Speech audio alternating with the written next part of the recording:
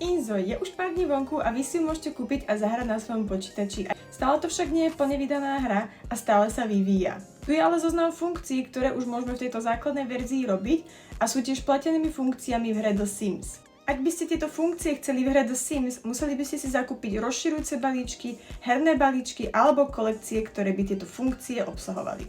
Ja ich začnem teraz postupne menovať, pretože ich tu máme naozaj veľa. Počasie a ročné obdobia.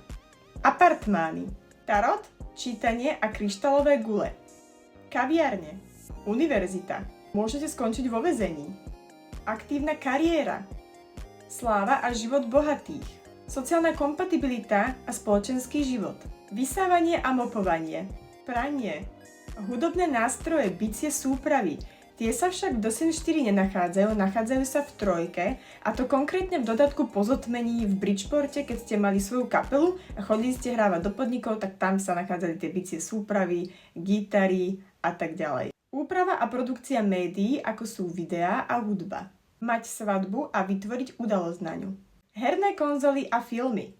V hre sa nachádza tiež basketbal. Môžete ísť na pláž. Zábavné a tematické parky, môžete sa voziť na kolotočoch. Mačky, psi a tiež aj krokodily a pandy sa nachádzajú v tejto hre tiež, ale zatiaľ za nich nemôžeme hrať ani ich nemôžeme mať vo svojej aktívnej domácnosti, ale už teraz nám tú hru zdobia aj v základnej verzii. Neskôr však vyjde určite aktualizácia, ktorá nám tieto zvieratá pridá aj do našej aktívnej hry a na to sa už veľmi teším. Doprava, ako je MHD, auta, taxíky a tiež kolobežky. Môžete ísť do banky a požiadať o pôžičku. A to by bolo z tohto zoznamu funkcií zatiaľ všetko. Ja si myslím, že som ešte stále nevymenovala úplne kompletne všetky funkcie, lebo ich je určite viacej, ale myslím si, že na to, že to je základné vydanie hry, ktoré sa stále vyvíja, je tam tých funkcií naozaj veľa a každý si príde na svoje a naozaj si myslím, že v tejto hre sa nudiť ani nedá. Tak a to by bolo k týmto funkciám všetko. Pri viacej takýchto videí ma nezabudni sledovať na mojom TikToku, Instagrame a tiež aj Twitchi, kde túto hru streamujem. Budem sa na vás tešiť.